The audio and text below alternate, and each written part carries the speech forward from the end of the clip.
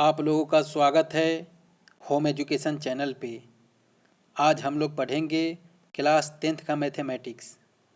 Chapter का नाम है वास्तविक संख्याएं, रियल नंबर्स। आज का टॉपिक हम लोग इंग्लिश और हिंदी दोनों भाषाओं में पढ़ेंगे, इसलिए दोनों तरह के छात्रों से अनुरोध है कि वो लोग मेरे वीडियो के साथ बने रहें। परिमेय 1.3 पहले हम लोग हिंदी में पढ़ेंगे।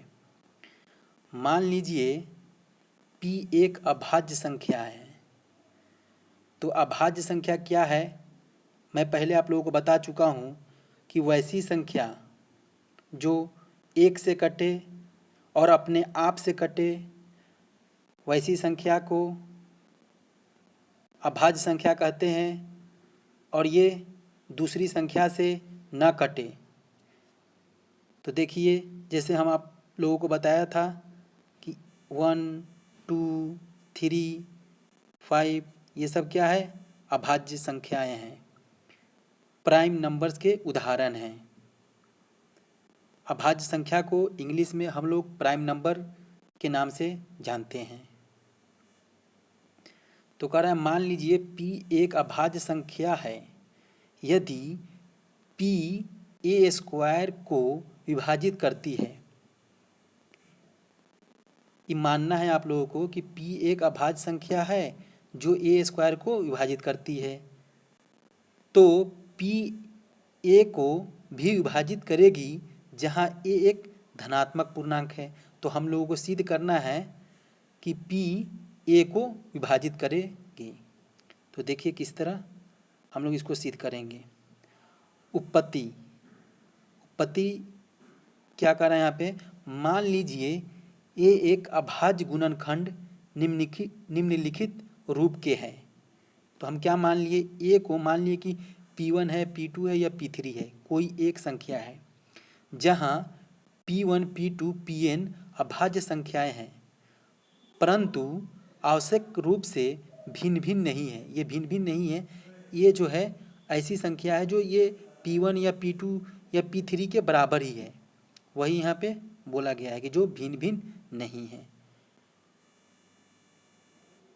अतः a स्क्वायर इतना हो जाएगा। चूँकि हम लोग a का वैल्यू मान ली है p1 p2 pn, तो a स्क्वायर है तो a इंटू ए लिखेंगे तो a इतना है फिर a इतना है, तो इसको हम लोग दो बार लिख दिए हैं तो a स्क्वायर है। तो p1 square p2 square comma है यहाँ पे, इसलिए दिया गया है कि आप लोगों के पास में एक ही नंबर है p1 या ये p1 एक नंबर का है, या तो ये है या तो ये है, एक ही लेना है। इन सभी नंबर में से कोई भी एक ही नंबर लेना है। तो यह p1 लेंगे तो उसको डबल से गुना करेंगे तो p1 स्क्वायर हो जाएगा, बीच में यहाँ पे कॉमा है, ठीक है। p2 स्क्वायर लेंगे तो p2 तो p2 स्क्वायर हो जाएगा, तो यहाँ पे लिखा हुआ है। लास्ट में ये pn स्क्वायर, मतलब कि कोई भी संख्या, कोई भी नेचुरल धनात्मक पूर्णांक संख्या यहाँ पे लिया गया है, इंटीजर नंबर को लिया गया है। अब हमें दिया है कि p a स्क्वायर को विभाजित करता है। ये जो परिमेय 1.3 है उसमें ये आप लोगों को कथन दिया गया है, इतना दिया गया है। क्या दिया गया है कि p a स्क्वायर को विभाजित करता है। इसलिए अंक गणित के आधारभूत परिमेय के अनुसार p a स्क्वायर का एक अभाज्य गुणनखंड है। अब अभाज्य गुणनखंड कैसे होगा, तो सपोज दैट p के जगह आप 2 लीजिएगा और ये a के जगह 6 है, तो जाके ये कट जाएगा। कितना कटेगा, 3 बार कट जाएगा। यानी कि यह 2 इंटू 3, p का a का वैल्यू है 2, अब नहीं p का वैल्यू है 2 और a का वैल्यू है 2 इंटू 3, तो यानी ये किसी न किसी रूप में ये इसका प्राइम नंबर है। जब हम इसको गुणनखंडित करेंगे, ऐसे दिया नहीं है लेकिन हम लोग को प्रूफ करना है, ये किसी भी संख्या के लिए हो सकता है, इसलिए हम लोग इसको प्रूफ करते हैं परिमेय को, और परिमेय को हम लोग याद करते हैं। परिमेय से हम लोग इसी आधार पे क्वेश्चन को बनाते हैं जो प्रूफ किया गया रहता है। तो एक अभाज्य गुणनखंड है। अब क्या कह रहा है, परंतु अंकगणित के आधारभूत परिमेय की अद्वितीयता की गुण का प्रयोग करने पर हम पाएंगे कि अद्वितीयता क्या है। तो आप लोगों को बताया था मैं कि 30 को अगर हम गुणनखंड करेंगे तो कितना आएगा, 2 आएगा, फिर कितना आएगा, 3 आएगा, फिर 5 आएगा। या तो हम इसको इस तरह भी लिख सकते हैं 3 इंटू 5 इंटू 2, या तो हम इसको इस तरह भी लिख सकते हैं 5 इंटू 3 इंटू 2, तो इस तरह लिख सकते हैं। लेकिन अगर हम इसी को बोले कि 30 को ऐसे क्रम में लिखिए जो आरोही क्रम में हो, उसका जो प्राइम नंबर आए फैक्टराइजेशन, जो गुणनखंडित करते हैं 30 को, तो जो आता है उसको लाइन से लिखिए आप, तो कितना होगा, 2 होगा, 3 होगा, 5। तो जब बढ़ते क्रम में ये बोल दिया गया तो 30 के लिए ये जो उसका गुणनखंडित होगा और ये फैक्टराइजेशन होगा, वो हम लोग इसको अद्वितीय कहेंगे। ये 3, 5 या जो नीचे को दिया गया है उसको हम लोग अद्वितीय नहीं कहेंगे, ये अद्वितीय का प्रकार है, लेकिन ये अद्वितीयता है। तो इस तरह यहाँ पे बोल रहा है कि उसके अनुसार, अद्वितीयता के अनुसार यहाँ पे लिख लेना है। तो क्या कह रहा है, परंतु अंकगणित की आधारभूत परिमेय की अद्वितीयता के गुण का प्रयोग करने पर हम पाएंगे कि ए स्क्वायर के अभाज्य गुणनखंड केवल P1 P2 Pn है। इसलिए P को P1 P2 Pn में से, में है, इसको इस तरह लिखिएगा, में से की एक होनी चाहिए, में से एक होनी चाहिए, की को हटा दीजिएगा, होनी चाहिए। अब चूंकि a इक्वल टू इतना है, इसलिए P a को विभाजित अवश्य करेगा। अब वही बोल रहा है कि यहाँ पे विभाजित जो है अवश्य करेगा। अब हम इस उपपत्ति, दोनों को मिला के पढ़ना है, उपपत्ति दे सकते हैं कि √2 एक अपरिमेय संख्या है। अब ये हम प्रूफ कर दिए कि a P1 P2 Pn है, इसलिए P a को विभाजित अवश्य करेगा। अगर नहीं करेगा तो ये हो ही नहीं सकता है, क्योंकि आपको ऊपर में देखिए क्या बोल रहा है, ऊपर में थ्योरम क्या बोल रहा है कि मान लीजिए P एक अभाज्य संख्या है, यदि P a स्क्वायर को विभाजित करती है तो P a को भी विभाजित करेगा। तो जाहिर सी बात है कि ये जो, जब a एक प्राइम नंबर है और ये a है, तो जब P a को विभाजित करेगा तो इसको भी विभाजित करेगा। तो किस तरह विभाजित करेगा, तो हम लोग ये कुछ लाइन लिख के आप लोगों को समझाने का कोशिश किया हूँ मैं। तो यहाँ पे क्लियर हो गया। अब इसको हम लोग इंग्लिश में किस तरह पढ़ेंगे, और ये क्वेश्चन है। अब हम इसकी उत्पत्ति जो यहाँ पे प्रूफ किया गया है कि P a स्क्वायर को भाग दे सकता है, ये पूर्णतः भाग लग जाता है इसमें, तो प्रूफ करना था कि P a का भी गुणनखंडन होगा या P a से पूरी तरह कट जाएगा। तो यही हम लोग को प्रूफ करना था यहाँ पे, जो कि कर चुके। अब उसी आधार का उपयोग करके हम लोग को √2 एक अपरिमेय संख्या है, सत्यापित करना है इसको। इससे पहले हम लोग इसी को इंग्लिश में पढ़ते हैं। इंग्लिश में किस तरह इसको लिखेंगे, क्या कहेंगे थ्योरम को। 1.3 let P be a prime number, P एक प्राइम नंबर है। If P divides a square, यदि P डिवाइड करता है a स्क्वायर को, देन P डिवाइड्स a, तो P भी a को डिवाइड करेगा। Where a is a positive number, जहाँ a एक धनात्मक पूर्णांक संख्या है, इंटीजर नंबर है। वही बात जो हिंदी में हम पढ़े हैं उसी को यहाँ पे इंग्लिश में पढ़ रहे हैं। तो ये क्या कह रहा है कि P एक ऐसी संख्या है जो a स्क्वायर को भाग देती है तो पूर्णतः कट जाती है। तो हम लोग को जब ये P a स्क्वायर को काटती है तो हम लोग को प्रूफ करना है कि P भी a को काटेगा।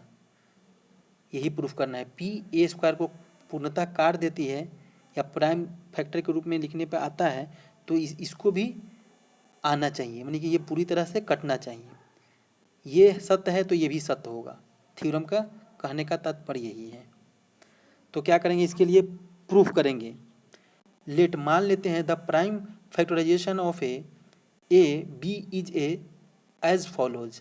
क्या है, मान लिए कि a P1 P2 Pn कोई सा भी एक नंबर है। P1 हो सकता है, a P1 के बराबर हो सकता है, या तो P2 के बराबर हो सकता है, या Pn के बराबर हो सकता है। तो हम लोग यहाँ पे कई सारे संख्याओं के बारे में बात कर रहे हैं और सभी संख्या नहीं लिख सकते, इसलिए यहाँ पे P1 P2 डैश डैश करके लिख दिए हैं।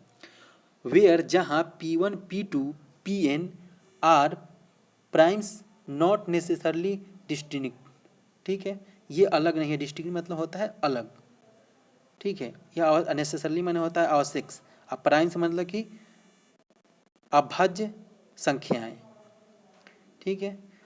उसके बाद में कह रहा है तो आप लोगों को ए स्क्वायर निकालना है। तो जब आप मान लिए हैं कि ए equal to P1 P2 Pn, तो इसका ए स्क्वायर कितना होगा, इसलिए ए स्क्वायर माने कि ए इंटू ए हम कर रहे हैं, तो इसको लिख देंगे P1 इतना माने हैं ए इंटू ए, और फिर ए इतना है, यानी यहाँ पे ए जो माने हैं उसको 2 बार गुना किए हैं, तो ए स्क्वायर हो गया है, ए इंटू ए, तो ए स्क्वायर हो गया। इसको हम लोग यहाँ पे डाल दिए हैं P1 P2 Pn, फिर यहाँ पे डाल दिए P1 P2 Pn, तो इसको क्या होगा कि हम गुना कर रहे हैं। आप लोगों को हम पहले ही बता चुके हैं कि आप लोग इसको इस तरह समझना है कि ये P1 के बराबर है, तो ये P1 से गुना करेंगे, तो ए स्क्वायर किसके बराबर होगा, P1 के स्क्वायर होगा, ये कॉमा है। फिर या तो P2 P2 के बराबर होगा, ये जो है P2 के बराबर होगा, तो ए स्क्वायर या P2 स्क्वायर के बराबर होगा, ये ए स्क्वायर या P2 स्क्वायर होगा, या ए स्क्वायर या P1 स्क्वायर होगा, या ए स्क्वायर Pn स्क्वायर होगा, कोई भी संख्या। इसको इस तरह आप लोग को समझना है, दूसरा तरह से नहीं समझना है। एक में एक से ही गुना करना है, इसमें इससे ही गुना करके लिखना है, Pn में से Pn से ही गुना करके लिखना है, यानी कि ए इसके बराबर है, एक एक के बराबर है, कोई सा भी एक उठाइए, लेकिन हम यहाँ पे सभी को ले रहे हैं, इसलिए यहाँ पे कोष्ठ में करके इसको दर्शा दिए हैं। अब कह रहा है now we can given that, हम लोग को दिया गया है कि P divides a square. Theorem में पहले बोला जा रहा है कि P जो है ए को पूर्णतः भाग लग जाता है, इसमें डिवाइड हो जाता है। Therefore from the fundamental theorem of arithmetic it follows that P is one of the prime factors. तो जब ये कट रहा है तो वही बोल रहा है कि यह theorem of fundamental theorem of prime factor के अनुसार ये क्या है, प्राइम फैक्टर है उसका, ए स्क्वायर का, यानी कि P ए स्क्वायर का एक प्राइम फैक्टर है। However using the uniqueness part of the fundamental theorem of arithmetic, तो यूनिकनेस का प्रयोग करने पे आपको हम अभी बताए हैं कि जैसे कि 30 को हम लोग लेंगे, इसको बोलेंगे कि बढ़ते इंक्रीजिंग ऑर्डर में लिखने के लिए तो 2 इंटू 3 इंटू 5, या 3 इंटू 5 5 इंटू 2, या तो 5 इंटू 3 इंटू 2 लिख सकते हैं। ये क्या हुआ, यूनिकनेस का टाइप्स हो गया। लेकिन अगर इंक्रीजिंग ऑर्डर में बोलेंगे तो ये यूनिकनेस आएगा, जिसको हिंदी में अद्वितीयता कहते हैं, तो ये अद्वितीयता के रूप में हो जाएगा, तो इसलिए यहाँ पे लिखा गया। तो उसके अनुसार का क्या होगा, P is one of the prime factors of a square. However using the uniqueness part of the fundamental theorem of arithmetic we realise that the only prime factors of a square are इतना is one of इतना, इतना होगा, a square का prime factor जो है इतना होगा। अब कह रहा है नाउ सिंस ए इतना P डिवाइडेड ए, जब ये इतना के होगा, इसका प्राइम फैक्टर होगा, तो ये जो है इतना से P से भाग लगेगा, वही यहाँ पे बोल दिया गया है, यही हम लोग को प्रूफ करना है। अब देखिए, अब इसको we are now ready to give a proof that is √2 is irrational number. अब जो हम 1.3 जो थ्योरम पढ़े हैं, इसका उपयोग हम लोग करके √2 को प्रूफ करेंगे कि यह इरेशनल अपरिमेय संख्या है। तो किस तरह प्रूफ करेंगे देखते हैं। पहले हम लोग हिंदी में देखेंगे, फिर उसके बाद में इंग्लिश में देखेंगे। देखिए 1.4 जब इसको प्रूफ कर देंगे तो ये परिमेय 1.4 हो जाएगा। परिमेय 1.1, 1.2, 1.3 पढ़ चुके हैं। अब 1.4 को परिमेय 1.4 को सत्यापित करने के लिए हम लोग 1.3 का उपयोग करेंगे। देखिए यहाँ पे √2 एक अपरिमेय संख्या है, तो किस तरह है, तो इसको हमको सत्यापित करना है। तो कैसे करेंगे, उत्पत्ति, हम इसके विपरीत मान लेते हैं कि √2 एक परिमेय संख्या है। ये अपरिमेय है, इरेशनल नंबर है, लेकिन हम लोग को इसको प्रूफ करने के लिए मान लेते हैं कि पहले ये रेशनल नंबर है। परिमेय संख्याएं हैं। अतः हम दो पूर्णांकों आर एस में ऐसा ज्ञात कर सकते हैं कि √2 r/s, जहाँ s जो है 0 के बराबर नहीं है, यहाँ पे 0 है, पोस्ट में इसको लिख लीजिएगा, 0 के बराबर नहीं है। तो हम यहाँ पे आपको याद दिलाना चाहेंगे कि परिमेय संख्या किसे कहते हैं और अपरिमेय संख्या किसे कहते हैं। पिछले वीडियो में इसको मैं विस्तार रूप से बता चुका हूँ, फिर भी मैं यहाँ पे बता रहा हूँ कि वैसी संख्या जिसको p/q के रूप में लिखा जा सकता हो, जहाँ q डज नॉट 0, तो ऐसी संख्या को हम लोग परिमेय संख्या कहते हैं। दूसरी भाषा में अगर बोले परिमेय संख्या रेशनल नंबर कहते हैं, और अपरिमेय संख्या इसी का अपोजिट हो जाएगा कि वैसी संख्या जिसको हम p/q के रूप में नहीं लिख सकते हैं, तो ऐसी संख्या को हम लोग अपरिमेय संख्या इरेशनल नंबर कहते हैं। तो उदाहरण के लिए 2 एक रेशनल नंबर है, 3 एक रेशनल नंबर है क्योंकि इसके नीचे एक छुपा हुआ है। लेकिन इरेशनल नंबर जैसे कि √2 है, इरेशनल नंबर है, √3 एक इरेशनल नंबर है। जिस तरह हम लोग पहले पिछले कक्षा में पढ़े उसके अनुसार मैं बता रहा हूँ, लेकिन यहाँ पे आप लोगों को प्रूफ करना है कि कैसे ये एक अपरिमेय संख्या है। तो उत्पत्ति में हम इसके विपरीत मान लेते हैं कि √2 एक अपरिमेय संख्या है। अतः हम दो पूर्णांकों RS, यहाँ पे PQ की जगह RS ले लिया गया है, जहाँ R/S, जहाँ S जो है बट्टा में जो भी हो 0 के बराबर नहीं होगा तो ही हम लोग परिमेय संख्या कहेंगे उसको, और p/q के रूप में पूर्णतः आ जाए तो उसी को यहाँ पे लिख दिया। फिर उसके बाद में मान लीजिए R और S में एक अतिरिक्त कोई उभयनिष्ठ है, कोई भी R और S में एक तो होना ही है। सपोज दैट मान लीजिए आप 1 2 यहाँ पे लिख दिए, तो 1 के साथ 1 से गुना कीजिए या 1 के साथ 1 से गुना कीजिए, तो ये दोनों में है, यानी कि उभयनिष्ठ है, दोनों में रहता है, उसको उभयनिष्ठ बोलते हैं, यूनिकनेस बोलते हैं। ठीक है, तो वही बोल रहे हैं यहाँ पे कि एक जो है कोई भी R/S है तो इसके साथ भी आप लोग गुना कीजिएगा, R/S में 1 से ऊपर गुना कर दीजिए, नीचे भी गुना कर दीजिए, तो R एकम R हो जाएगा, S से कम S ही रहेगा। यहाँ पे कोई भी संख्या रहेगा, 2 रहेगा तो 2 एकम 2, 3 रहेगा 3 एकम 3। वही बात को यहाँ पे बोल रहा है कि एक के अतिरिक्त कोई उभयनिष्ठ, माने एक नहीं लेना है, एक तो होगा ही उभयनिष्ठ, लेकिन उसको छोड़ के गुणनखंड है, तब हम इस उभयनिष्ठ गुणनखंड से R और S को विभाजित करके √2 a/b प्राप्त कर सकते हैं, जहाँ a और b सह भाज्य है, को प्राइम नंबर है। ठीक है, एक दूसरे के जो होता है बराबर, जैसे कि 2/2, तो ये हो गया एक दूसरे के को प्राइम। जैसे मान लीजिए कि आप 4 यहाँ पे लिख दिए, 6 लिख दिए, तो ये 2 × 2, यहाँ पे 2 × 3, तो ये एक दूसरे के को प्राइम है, तो ये कट जाएगा। ठीक है, तो इस तरह ये बोल रहा है कि सहभाज्य है a और b।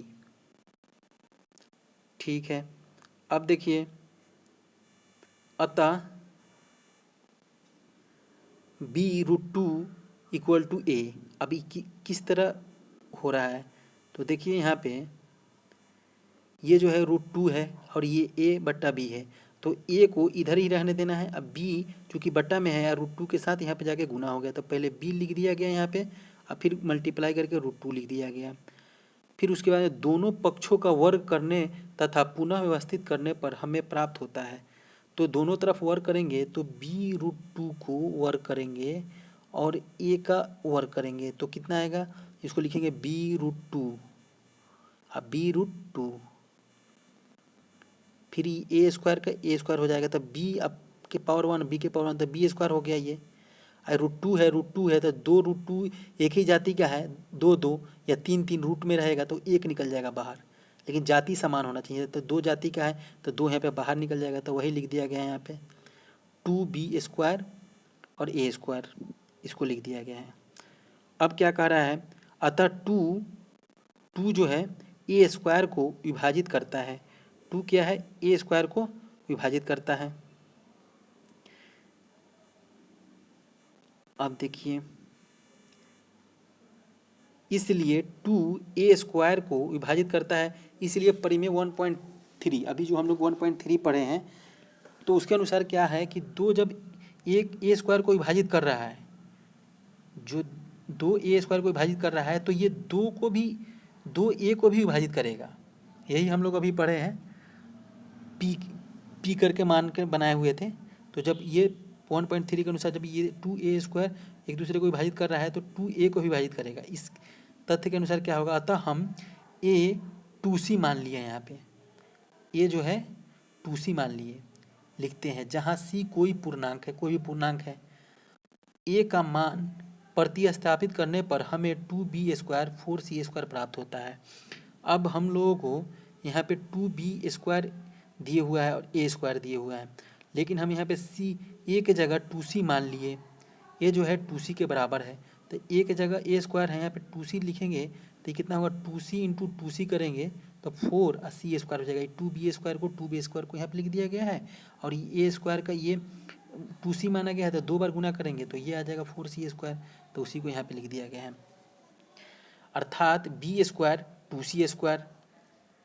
अभी b² जो है चूँकि 2 से 2 कट जाएगा, चूँकि 2 गुना में है तो b² हम लोग लिखेंगे। अब 4c², अब बाटा में 2 जाएगा तो 2 दूना 4, तो कट गया ना, तो यहाँ पे 2c² हो जाएगा, तो उसी को यहाँ पे 2c² प्राप्त होता है, तो उसको यहाँ पे लिख दिया गया है। अब देखिए प्राप्त होता है, इसका अर्थ है कि 2b² को विभाजित करता है। अब फिर थ्योरम 1.3 के अनुसार 2b² को विभाजित करता है, इसलिए 2b को भी विभाजित करेगा। परिमेय 1.3 के द्वारा हो गया है, p = 2 लेने पर, तो उसमें हम लोग p मान के बनाए थे, इसलिए यहाँ पे p = 2 बोला गया है। अब देखिए, अतः a और b में कम से कम एक उभयनिष्ठ गुणनखंड 2 है। इससे यह सत्यापित हो रहा है कि a = 2 भी आया था, अब b = 2 आ रहा है, तो इसलिए यहाँ पे बोला जा रहा है कि a और b में कम से कम एक उभयनिष्ठ गुणनखंड 2 है।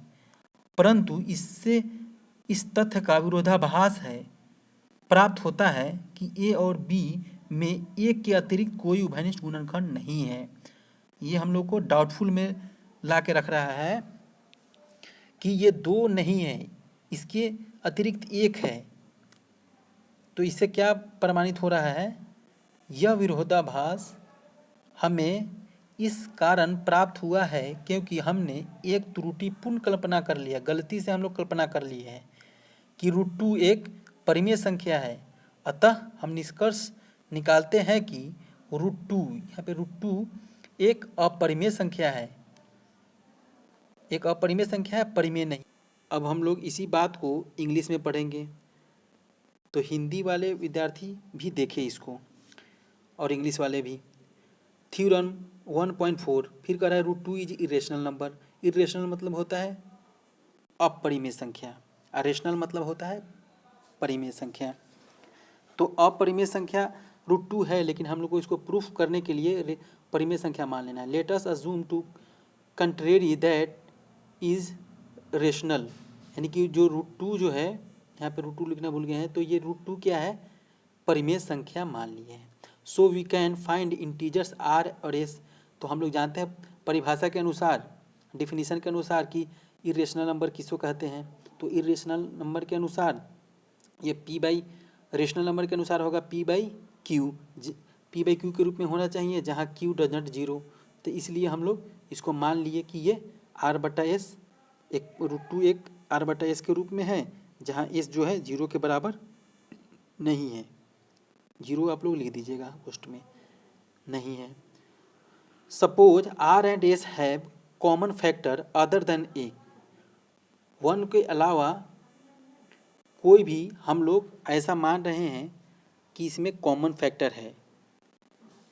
Then we divided by the common factor to get √2 ab। अब हम लोग इसको r और s को ab मान लिए। जब 1 एक उभयनिष्ठ, उसको छोड़कर 1 के अलावा कोई भी कॉमन फैक्टर ab में है, इसलिए हम लोग इसको मान लिए। तो where a and b are coprime, एक दूसरे के क्या होगा, को प्राइम हो गया, सहज हो जाएगा। सो b √2 a हो जाएगा। देखिए इसको यहाँ पे a यहाँ पे लिख दिए और b जो है डिवाइड में है, तो ये इसके साथ मल्टीप्लाई हो जाएगा, तो b मल्टीप्लाई बाई √2, तो इसको इतना लिख दिया गया है। अब देखिए, squaring on both side are and rearranging we get, दोनों साइड में हमको स्क्वायर करना है, b√2 को स्क्वायर कर देना है और a स्क्वायर कर देना है। तो b को कीजिएगा तो √2 बाहर आ जाएगा, यानी कि 2 बाहर आ जाएगा और b का स्क्वायर हो जाएगा। तो वही बात को लिखिए, देयरफॉर 2 डिवाइड्स a स्क्वायर, तो 2 जो है a स्क्वायर को डिवाइड करेगा, ये जो है इसको डिवाइड करेगा। Now bye theorem 1.3 it follows that 2 divide a, अगर अभी हम लोग जो 1.3 जो थ्योरम पढ़े हैं उसके अनुसार अगर 2a स्क्वायर को डिवाइड करता है तो 2 भी a को डिवाइड करेगा।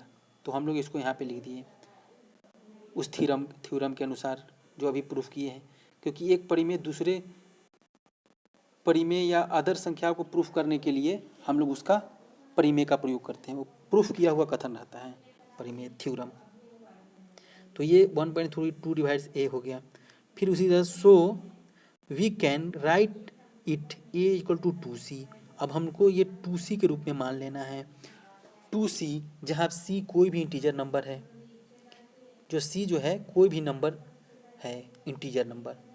फिर substituting for a we get 2b square, यानी कि 2b स्क्वायर जो हम लोग यहाँ पे माने हैं उसमें मान पुट करना है a का। तो कितना है ये देखिए, 2c है यहाँ पे, तो a की जगह कितना लिखना है 2c, और 2b स्क्वायर को जो 2b स्क्वायर यहाँ पे लिख दिए और इसको इस तरह लिख दिए, और ये जब 2c को यहाँ पे डालेंगे तो 2c इंटू 2c, तो कितना होगा 2 2 4 और c स्क्वायर हो जाएगा, तो कितना होगा 4c square.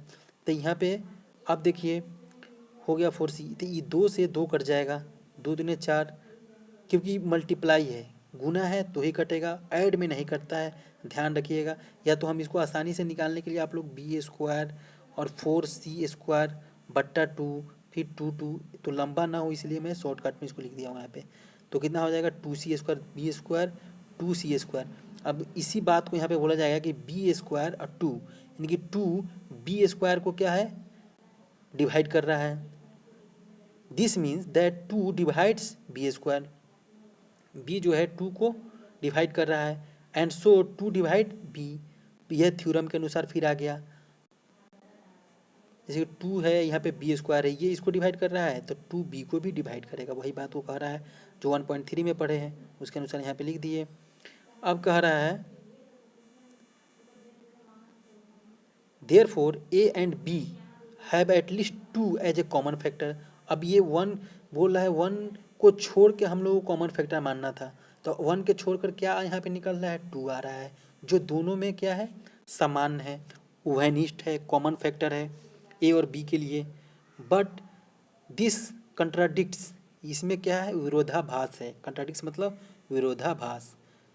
The fact that a and b have no common factors other than 1, यानी कि 2 नहीं हैं, एक होगा कॉमन फैक्टर, ये विरोधाभास उत्पन्न कर रहा है, कंट्राडिक्ट कर रहा है।